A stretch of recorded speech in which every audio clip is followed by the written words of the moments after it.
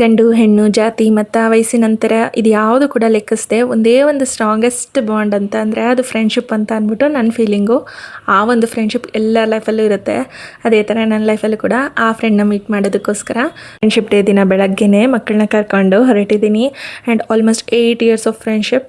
ಪ್ರತಿದಿನ ಕಾಲ್ಸ್ ಇಲ್ಲ, ಮೆಸೇಜಸ್ ಇಲ್ಲ, ಮೀಟಿಂಗ್ಸ್ ಇಲ್ಲ, ಯಾವುದೂ ಇಲ್ಲ. ಆ್ಯಂಡ್ ಅಪರೂಪಕ್ಕೆ ಒಂದ್ಸತಿ ಭೇಟಿ ಆದರೂ ಕೂಡ ನಮ್ಮ ಮಧ್ಯೆ ಆ ಬಾಂಡಿಂಗ್ ಹಾಗೆ ಸ್ಟ್ರಾಂಗಾಗಿ ಉಳಿದಿದೆ. ಲೈಫ್ ಚೇಂಜ್ ಆಯಿತು, ಪ್ರಯಾರಿಟೀಸ್ ಚೇಂಜ್ ಆಯಿತು, ಬಟ್ ಕಾನ್ಸ್ಟೆಂಟ್ ಅಟೆನ್ಷನ್ ಇಲ್ಲದೆ ಹೋದರೂ ಕೂಡ ಆ ಒಂದು ಫೀಲಿಂಗು, ಆ ಒಂದು ಬಾಂಡಿಂಗು ಅವಳ ಜೊತೆ ಹಾಗೆ ಇದೆ. ನನ್ನ ಒಂದು ಟ್ರೂ ಫ್ರೆಂಡ್ನ ನಿಮಗೆ ತೋರಿಸಲೇಬೇಕು. ಇವಳೆ ನನ್ನ ಟ್ರೂ ಫ್ರೆಂಡ್. ಆ್ಯಂಡ್ ಸೀರಿಯಸ್ಲಿ ನಾನು ತುಂಬಾ ಲಕ್ಕಿ ಅಂತ ಹೇಳ್ಬೋದು ಈ ಒಂದು ಪ್ರೆಷಿಯಸ್ ವ್ಯಕ್ತಿ ನನ್ನ ಲೈಫಲ್ಲಿ ಇರೋದಕ್ಕೆ. 8 ವರ್ಷದಿಂದ ನನ್ನ ಪ್ರತಿಯೊಂದು ಖುಷಿಯಲ್ಲೂ ನೋವಲ್ಲೂ ಜೊತೆಗೆ ಇದ್ದಾಳೆ.